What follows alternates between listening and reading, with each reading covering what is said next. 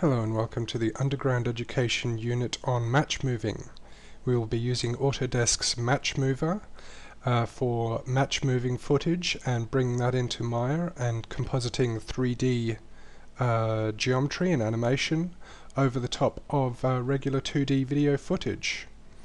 Now, for those of you who aren't sure what match moving is, I've just got my After Effects open here. After Effects is not going to be part of this course. I'll show you a couple of things, but this is basically just to explain some of the concepts involved in match moving.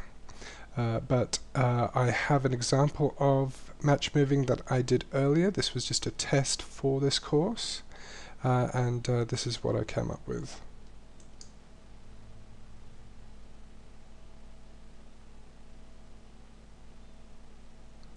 Now, as you can see, I have footage of me walking across to my dog on the porch, and we have composited this rotating cube here, and the ball that he is nosing around is actually also is actually made in 3D. It's a NURB sphere.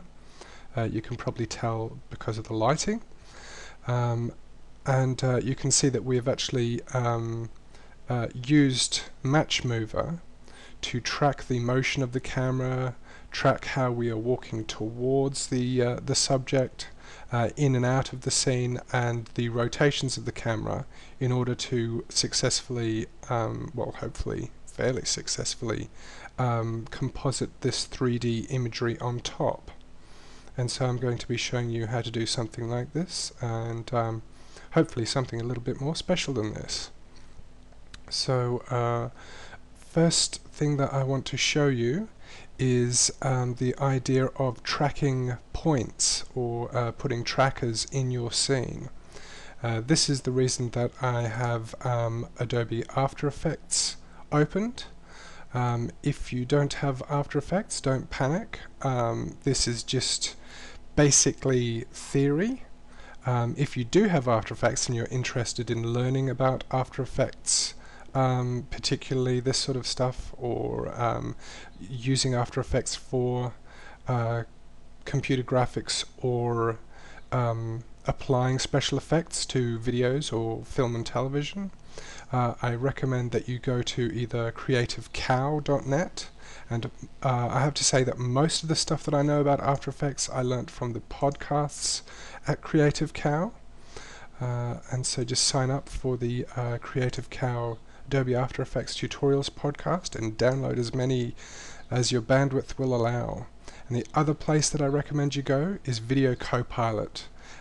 These guys are perhaps even more professional, but there are less tutorials here. But the tutorials that you have at your disposal here, you can't download them. You have to simply watch them on site. But the actual tutorials that they have are brilliant, and everything that I didn't learn from Creative Cow, I basically learned from these guys. And they know each other. They seem to sort of there are Video Copilot people who have done Creative Cow podcasts as well. So if you are interested in After Effects, I recommend that you go to those sites. But for now, I'm just going to start a new project. I know that was off your screen, but I just started a new project. And what I'll do is I'll import some footage. And the footage that I'm going to choose is a similar one to the one with the dog nosing the imaginary ball around.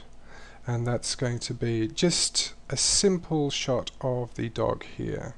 And if we do a RAM preview, we can see that it's just a shot of the dog with the camera moving a certain amount.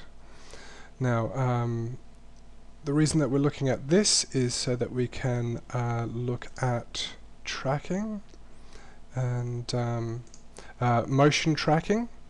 which isn't the same as match moving. Motion tracking is technically the term for just tracking the movement of patterns or an individual set of pixels across 2D video.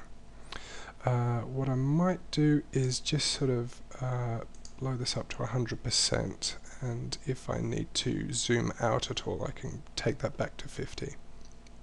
Now, with our footage selected, I'm just going to come up to animation and track motion, and that gives us a track point.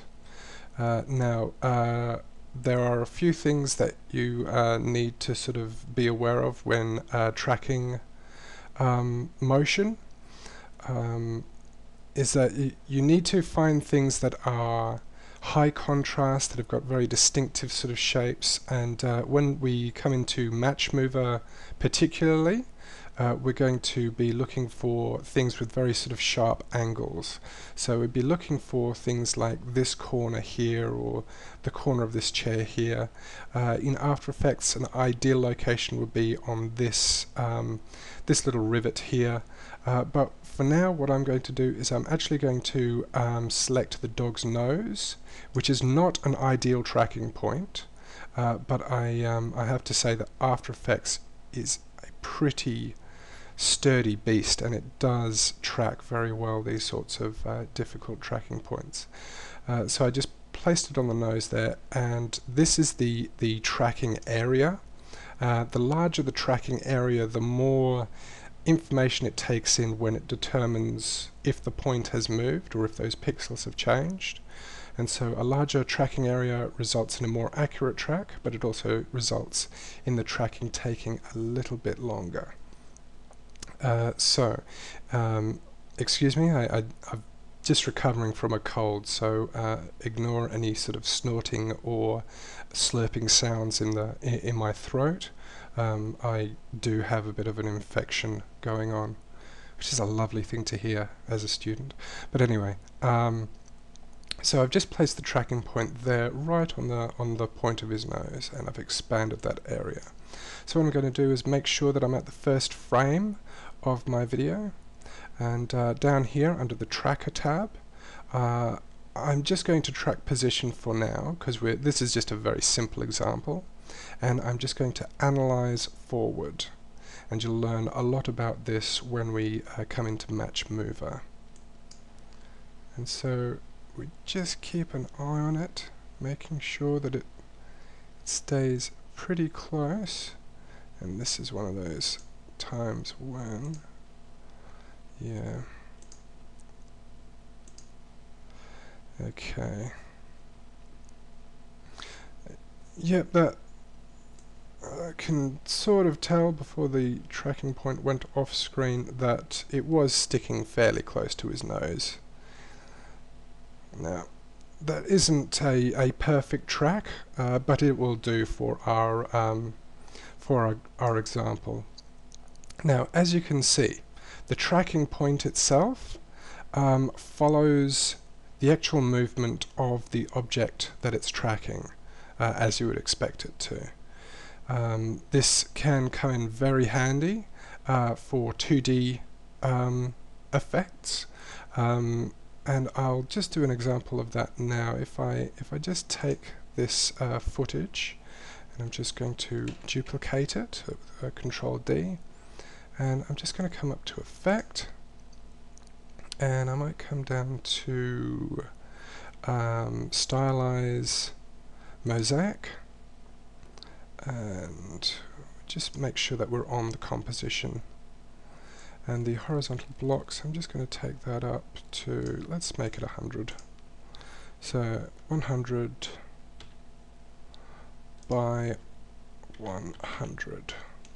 And there we go. We see this sort of very pixelated looking version of the dog there.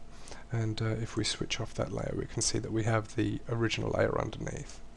So what I'm going to do is I'm now going to create a new solid, and that's fine. And I'm just going to create a I'll just double click on that so that we have a basic ellipse mask on our our white solid here. I'm just going to come into this mask, and what I'll do is, okay, actually I might come down to the transform here, and I'll just scale this down, and I just want it to be able to cover the dog's head. There we go.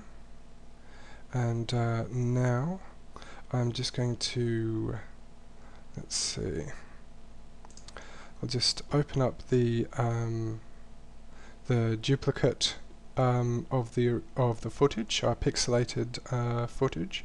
Now, because it was a direct duplicate, it has a motion tracker the same as our original footage has a motion tracker. And so I'm just going to open up the motion tracker here and track point. And what I might do is, I'm kind of winging this.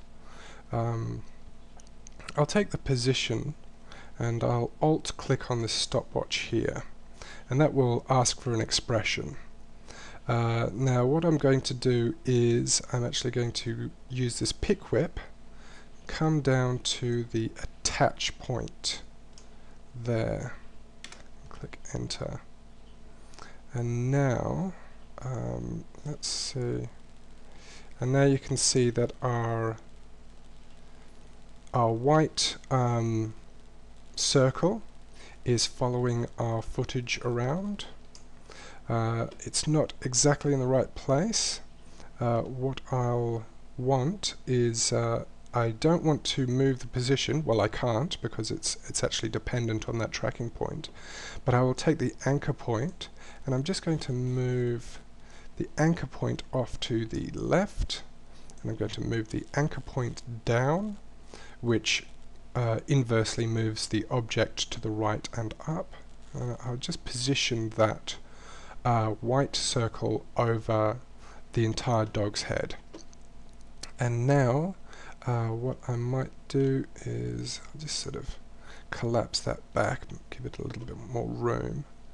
With this this sort of pixelated version, there's an option here for track matte, and under track matte I'm going to select the white solid, and I'll make it alpha matte white solid. And there we go, we now have a nice sort of modesty or anonymity scrambling device applied to our footage, and you can see that that follows the dog's face around. And in fact, if I now do a RAM preview, so I'll actually render this out to the RAM so that we can play it back in real time.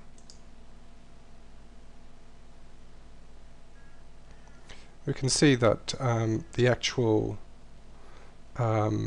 pixelation follows the dog's face around, so I can't actually tell if that's my dog anymore. I think it's my dog. Yeah, of course it's my dog. What am I thinking? Sorry, like I said, I've had a cold and I'm still a bit feverish. So that's the basics of tracking motion, or motion tracking, in 2D video. And you can see how we track points in video, and that's the essence of what we do in match moving. Now, match moving is more complicated because it doesn't just track one point. It'll track perhaps the point of this chain here, like I said, the corner of this chair, this corner here, that rivet, and it will track all of these points, and then we will ask it to follow those points and to come up with the best estimation it can of 3D space. And that's where things get really exciting. So I'm hoping that you enjoy the new lessons, and I'll be back with hopefully some stuff to show you in Match Mover. Thank you very much.